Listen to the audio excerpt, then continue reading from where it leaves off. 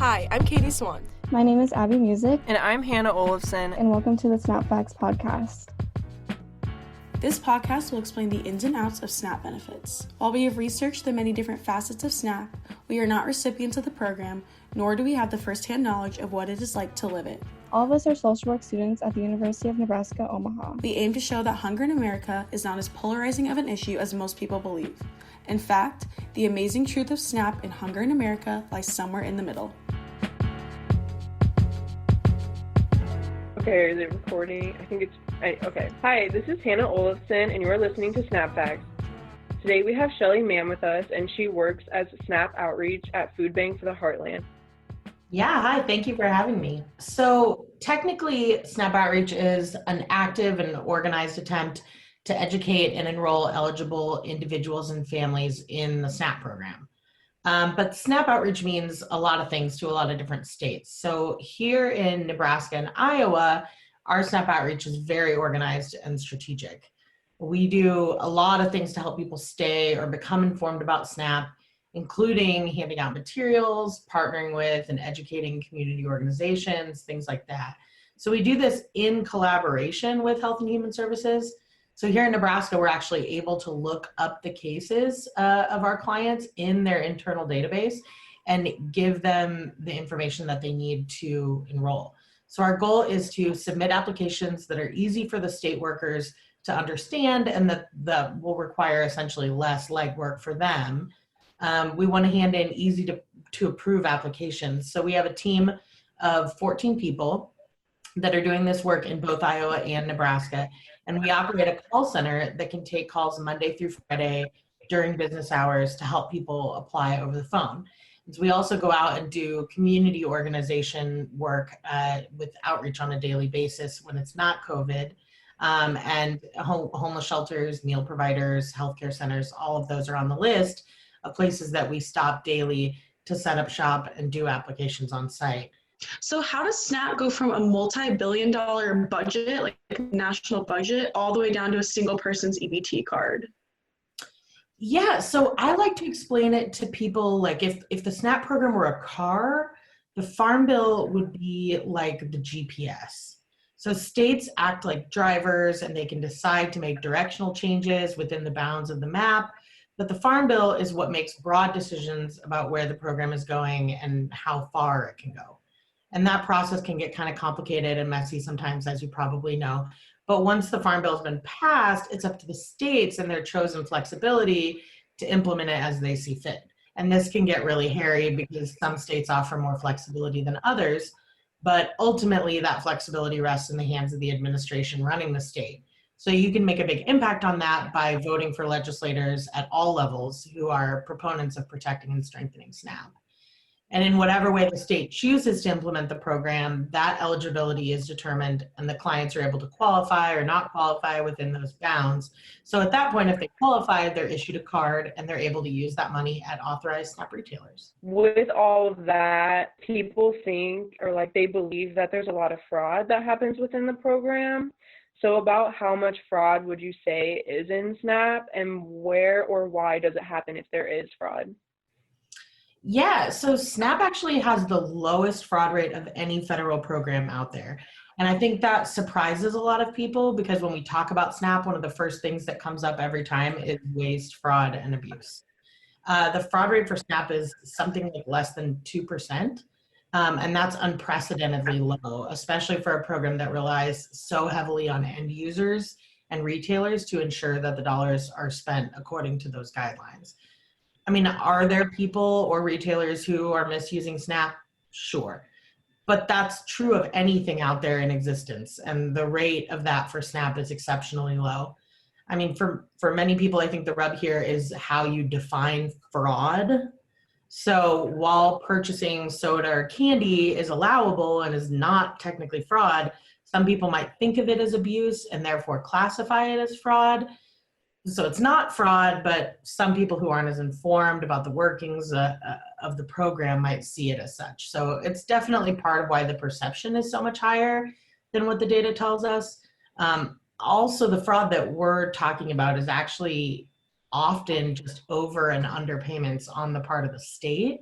So this isn't intentional by anybody. It's just a miscalculation of a person's budget, but that counts as part of that fraud rate. And so it's important to keep that in mind when we have those types of discussions with members of the community.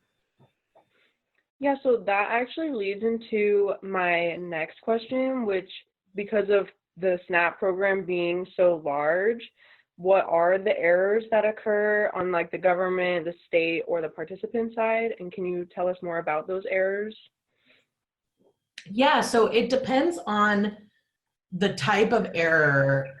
There are lots of miscalculations on the part of the state, and if that happens, there are situations where sometimes a person might need to pay the state back if they've been issued too much money. And similarly, if somebody wasn't issued enough money, it's possible that they may get paid some or all of that in back payments that are owed to them. So sometimes they'll miscalculate a budget and leave something out, and so it will seem that somebody makes less money than they do, and so they end up getting more benefits than they were supposed to. Or alternatively, they calculate something in that the person's not getting. So it's important for anybody that receives SNAP to read all the information they're given, or any letters that are issued to them. And this can help somebody notice incorrect information sooner so that those overpayments aren't as large. But it's really important for people who notice something incorrect to report it immediately, or if they have a change in income, it's really important that they report it immediately. Every state has a Feeding America food bank or several, and most of these food banks operate SNAP outreach programs, kind of like we have here in Nebraska and Iowa. And people can also call their local food bank to have someone help them understand any correspondence that they might get from their state or county as well. So a couple of our group members shared some stories about like them knowing people who have had to pay thousands of dollars back to the program. Yeah. So how does that work? How can they be expected to pay all that money when they're already receiving benefits like that? Yeah, it's really unfortunate when that happens. And typically, if somebody is getting into the thousands of dollars in repayment, it means that they were probably getting too many benefits for a very long time. And usually that's, again, just a miscalculation on the part of the state. It depends on what happened there, what the recourse is. So if it's found that someone was intentionally misleading about their income, then those repayments are a little more firm. But oftentimes your Department of Health and Human Services will at least try to work with you through some of those things. But yeah, it's really unfortunate when that happens. And I think part of the hope of the program that we offer, helping people enroll, is that we'll be able to make sure that all the information is correct on the application. And then we can also back check it in the state system to make sure that those things don't happen as often, because that's terrible.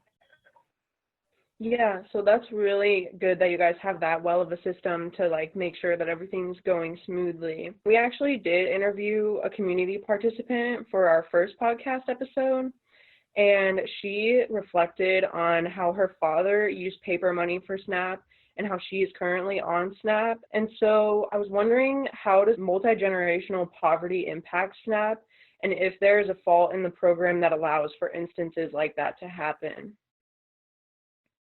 Yeah, so that's tough, but important for sure. I feel like in my particular line of work, overseeing SNAP outreach, it's interesting because the majority of our clients probably don't come from generational poverty, because the clients who do tend to have someone in their family that they can reach out to in order to figure out how to get SNAP benefits. But if you didn't grow up having those things around you, or having a family member that you know that knows how to do that, you might want some help, which is where we come in. One of the big resources for us is a program through Google Ads. So we get a lot of referrals from people who've Googled it. And the way I see it, in my experience from talking to a lot of those clients, is if you're someone who's Googling, how do I get SNAP or how do I get food stamps, you're probably not someone who grew up with those things around, all of the time. So we kind of have a different experience on the SNAP outreach end, but I've met countless clients who come from generational poverty and who've been in that situation. And I think back to that idea of multi-generational impact on programs like SNAP, policy-wise, we're told to look at SNAP as a temporary alleviation tool. And in most cases, I think it is just that. It's there to help somebody overcome a bump in the road or help them maintain stability for a troubling period. But we know that there are families who see several generations in need of SNAP assistance, and often this is because of other systemic factors. And I don't think SNAP use in general is good or bad necessarily, and I don't try to assign it a moral or ethical direction, but it's just a part of a safety net system. And unfortunately, our system has a lot of design flaws that can cause people or whole families or whole generations to get stuck in that. So that in and of itself is bad, but in those situations, I'm glad SNAP can be there to provide a way for those folks to eat. But when we see it happening in multiple generations, it just says to me that our system isn't working properly and we need to make larger systemic changes in order to provide more support for those families. I mean, I think if we're trying to keep generations off of SNAP in that way so that it's not, grandma's on SNAP, her children are on SNAP, those children end up growing up to be on SNAP, we have to look at whole systemic changes. I don't know that there's anything we can do to the SNAP program specifically that will change those things. But I do think that advocating for things like a livable wage and making sure that workers' rights are protected. There's a lot of disparity in our system in general that I think if we made some amends and rebuilt some structures, we would be able to help put a stop to those things a lot quicker. Yeah, I love the way you put that. We also found a quote in which you said you believe the answer for food insecurity is in gender, race, and economic justice concerns. Can you expand more on how you feel about that or why you think that would be the solution to food insecurity? Yeah, I think gender, racial, and economic justice are the keys to solving food insecurity, period. As we were just talking about, the root causes of food insecurity and SNAP usage are deep. And they involve not only our history as a country of inequality at several intersections, but also the inequality that still stands today. So, for example, we know that both because of racial discrimination in our history and its more modern forms, that people of color are disproportionately more likely to live in poverty. And if they're more likely to live in poverty, they're also going to be more likely to experience food insecurity and in turn more likely to need programs like SNAP. So in order to look at alleviating food insecurity, we're going to have to look at the root causes that got them there in the first place, such as that systemic discrimination.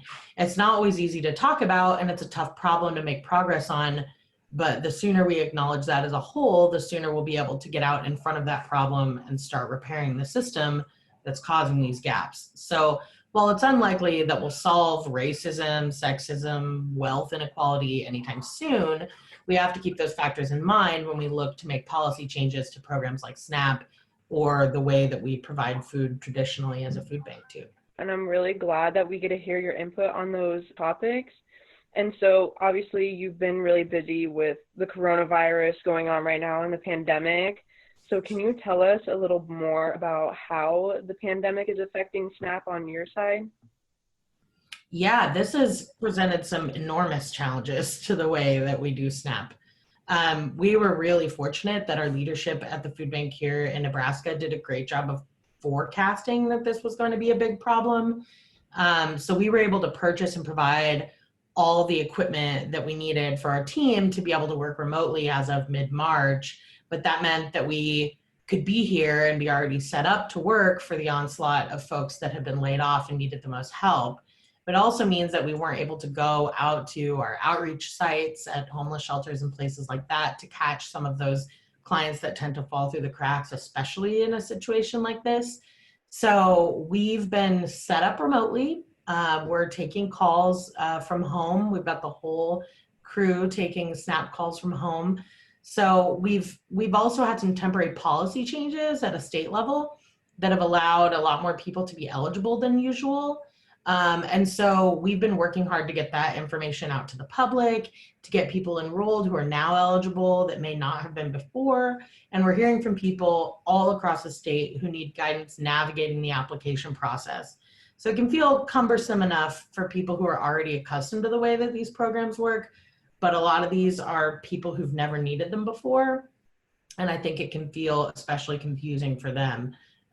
They've also temporarily suspended the work requirement for able-bodied adults without dependents. So they've waived that so that those folks can actually get benefits even if they're not able to work the 20 hours a week that are required. And then the big change that I think is the most helpful is the emergency allotments. So whereas a person their income might only be $100 or so below the guideline, they may only get $14 a month or $16 a month.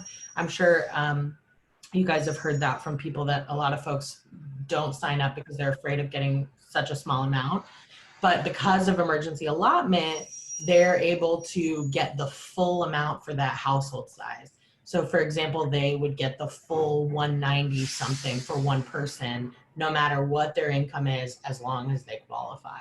So that's helping a lot, especially for seniors. Yeah, that's really good. So once this is all over, what kind of changes do you see happening with SNAP once this whole thing passes? Ooh, that's hard to say. I don't know what will happen, but I think there'll definitely be some permanent changes that come from this, even if it's not at an administrative level, even if it's a change to the way that we perceive SNAP or the reputation that SNAP has.